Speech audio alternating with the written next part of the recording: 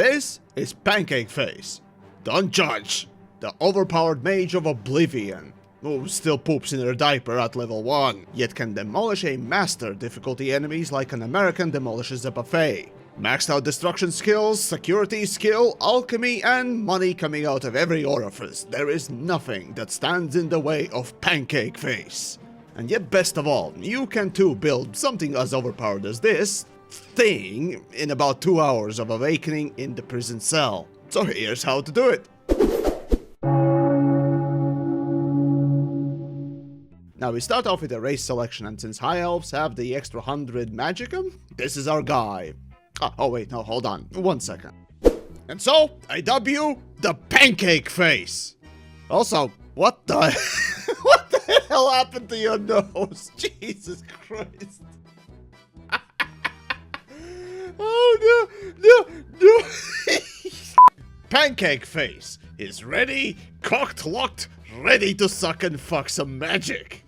Right after creating your character, you can get a few skills leveled, like Sneak if you walk into the wall while crouching, or Restoration while spamming it. But that's not what we're here for. Yeah, Please, nobody sire, cares. we must keep moving. Boo! Boo! Boo! Boo! Better not close this one. Boo! There's no way to open it. And so we come to the best place to start, shall we say, exploiting the game a bit. Now, what you could do with a locked chest is essentially abuse it. Now, you could finish and then unlock it, but that's not fun, now is it? What you can instead do is just set a tumbler. Yeah, nothing happens. You don't break your lockpick and everything's fine. Do that a couple of times and, oh, sound effect. I wonder what that could be. Ooh, security increased to 9. So,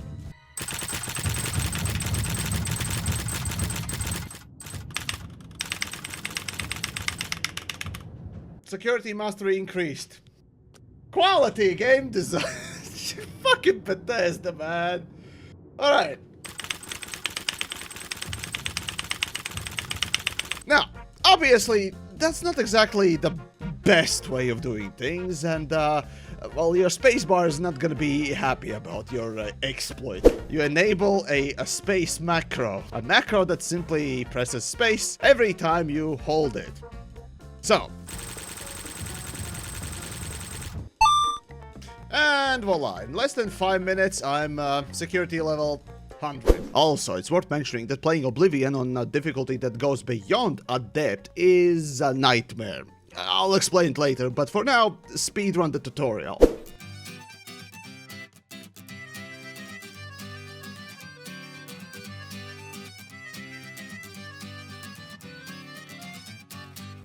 As for the birthmark, well, for Remaster, Atronach is no longer as broken as it was, so picking up Mage is a solid idea with no drawbacks. Then the Emperor takes a nap. Strange. Now, as for the class, you could really take any of the Mage examples, but making your own is really much more fun. So, magic it is, since we're making the Mage. Intelligence, willpower being the things that we're going to be specializing in, okay?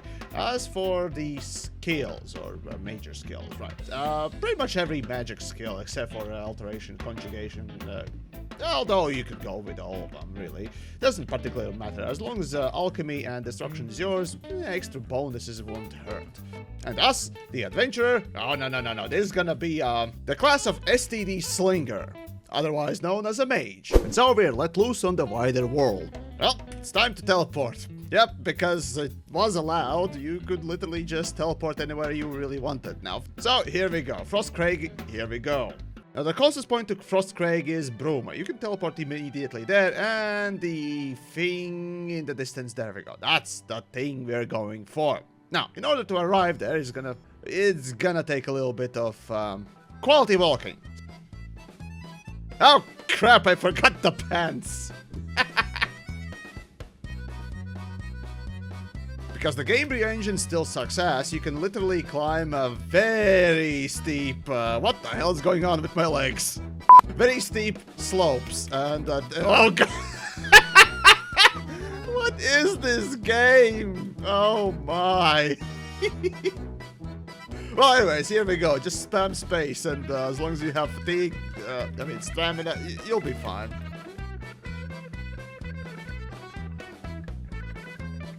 Now, finally arriving in Frostcraig. To get in, you need a little bit of a lockpicking, and what luck, you have maxed it out. I wonder how.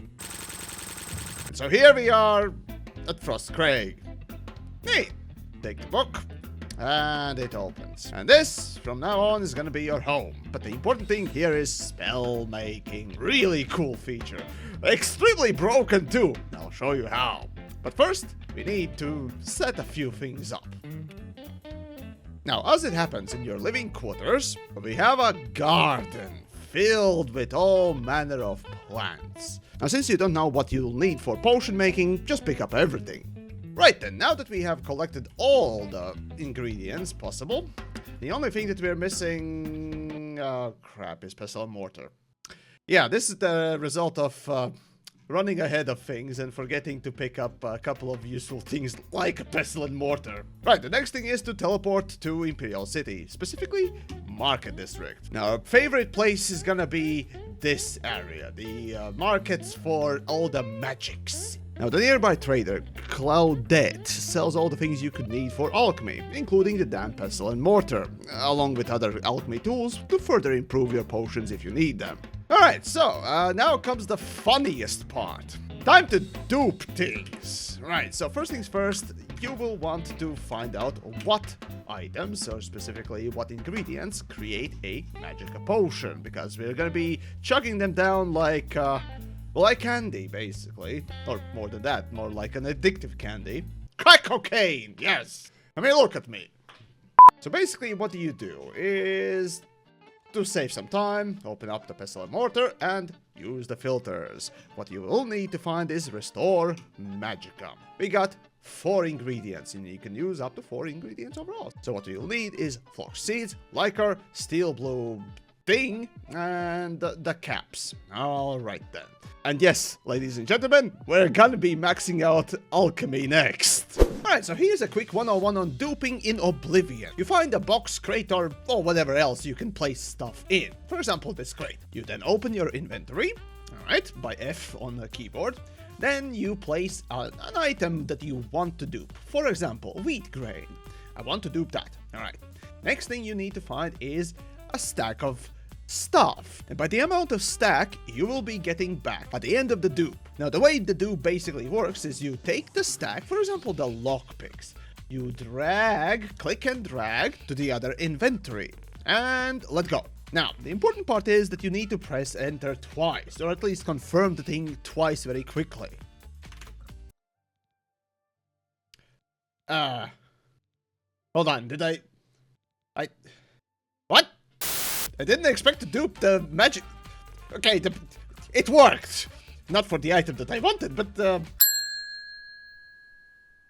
Alright, now that I have copied all the ingredients to absurd numbers, I can start essentially min-maxing the alchemy. So, you open up pestle and mortar, open up the filter, Magicka, enter, enter, enter, enter, and great. You can hear we have leveled up our alchemy as well. However, again, my mouse is gonna pretty much hate me. So I made a macro for clicking. 1 minute, 37 seconds later. And we are at 100. Fantastic. Oh, right, I can barely move. Right, that is kind of why we need to generate the stuff nearby. Go away. Swiggity swooty, I'm coming for that booty. And no, I don't mean about your ass. Now, the important thing about the traders, generally speaking, is they have the maximum amount of money they can sell or buy in a single batch.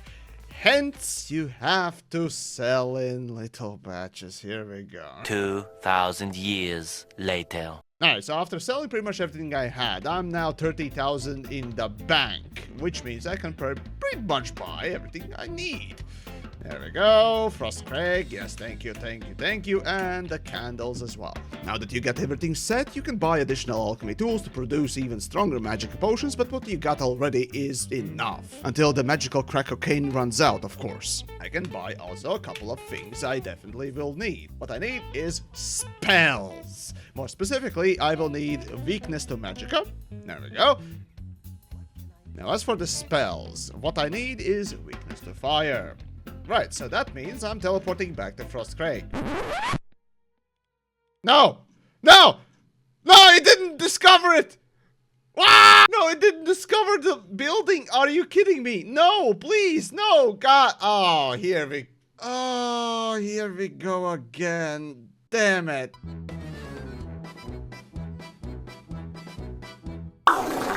It's time to make a good spell. So first things first, activate. Yep, that's what the candle number 1 and candle number 2 is for. Now we need to train the destruction spell, and you can pretty much use whatever destruction spell you want as long as it hits something, right? What am I doing to the deer? I'm practicing destruction skill, okay? Don't judge. Oh god. Yeah, don't judge indeed. Yeah, don't think too hard about that one. Or if that's not up your alley, you can go abuse the weak and the helpless. Maliciously. Yeah, welcome to Oblivion, folks. Or if you find that barbaric, or simply you're too lazy, you can create a spell that doesn't need a target. First, you need to create a fire spell with touch, combined with fortify magicka. And after its creation, all that you need to do is just keep pressing spellcasting. However, it's macro time. I'm gonna go take a shit. Now that I maxed out destruction skill, it's time to realize my pancake face's real potential. First, you'll need a base damage spell. Let's take a fire damage, for example, and max out the magnitude, even though it's kind of optional. I know, it's pretty funny. I'll explain. Second, add the weakness to the damage type you chose, in this case, fire. Magnitude max out. And third, weakness to magicka for extra spiciness. Now for both weakness spells, try to max out the duration as much as possible while keeping the magicka cost at the lowest possible rate. But basically, you need to create a spell that you can keep on casting frequently enough, while you're guzzling down magic potions like they're truck stop hot dogs on a sale day. Alright, sweet. And let's call it gonorrhea. It hurts to piss. A burning sense. What am I doing? Alright then, now it's time to test it out. Oh, but before we go, I forgot, leveling up. See, in this entire time, the pancake face has not slept a single time, for the fear of leveling up. But why? Is leveling up in Oblivion like some sort of a disease? Well, in short, kinda yeah. On a level up, while you do get to increase your attribute points, which do give you some sort of little bonuses here and there, for a mage, it really doesn't give you much. Well, at least as long as you're chugging down a lot of potions. And thanks to the duplication glitch, you'll never run out. However, another interesting thing happens when you level up. Everything else in the world grabs steroids and beefs up with roid rage. Meaning that enemies level scale along with you. So as long as you stay at level 1, you're sitting pretty. But hold on, how far can your level 1 stats take you? Well, for that, let's take a look, shall we? Now let's test on these two schmucks. Dead. Dead. Okay. Well, clearly, these are easy enemies and all that stuff. So how about we spawn in something that is a bit more, powerful? A Minotaur Lord. Right? Yeah, this beefy boy. Let's take a look. Come on. And the one hits. Okay, here we go. Oh, God, it hurts. Okay, no. It'll one-shot me. It will one-shot me. Come on! Regenerate faster! And 2-shot kill. Crap! No! Woo! Okay, 1 shot. And 2-shot kill. Right, so now it's time to talk about a little bit, not only just about leveling, but about difficulty as well. Alright, so Minotaurs are not exactly the only enemies around, but they are certainly one of the beefiest roid demons that can one-shot you even in the first level. So that's gonna be something you have to watch out, but you can easily two-shot them, so why bother? And this is where the difficulty comes in. See, Bethesda, in their infinite incompetence, made the difficulty slider in Oblivion into the most retarded thing I've ever seen to date. See, in a typical game, you'd expect the difficulty to follow about this type of a progression. However, this is how Todd Howard made Oblivion. Basically, the difficulty slider is nothing more than a damage modifier and nothing more, which looks like this. Yes, you read it right. At Master difficulty, you deal about 20% of your damage to enemies while they deal 5 times the damage to you. What?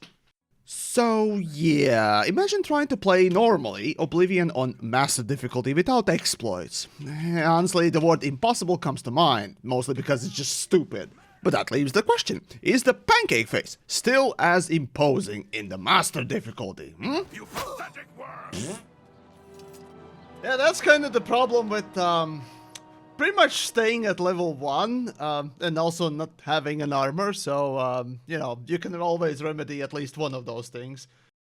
Spawn in the Lord. Crap. Okay. Drink. Shoot. Okay, no effect. 2 effects. It deals damage. And 3-shot kill. Cool! Get out of here while you can. Umbra shall feed!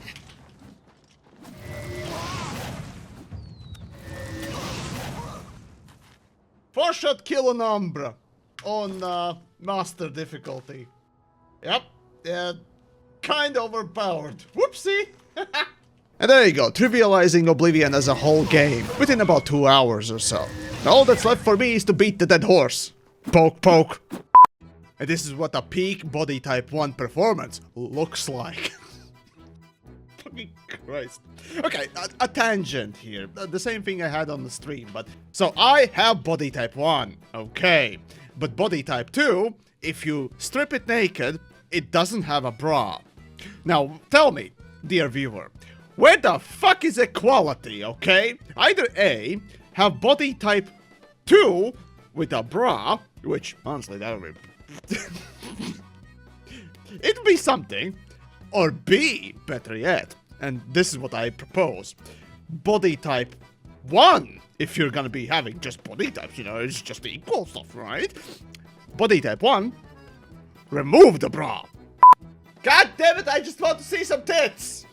Alright, now that we have our willing participants, how do we get them to stand together? Well, bumping uglies is the answer. Also, training sneak is apparently possible here. Okay. How does this make sense? Oh, god damn it, Oblivion, can you stop being broken? What is this game? And I thought that Skyrim was bad. Jesus. Yes, Pancake Fire is available and is gonna accelerate quite quickly. Alright, here we go. Pancake Fire, let's go. Whoops! Whoopsie! It might be a bit too powerful already. Right.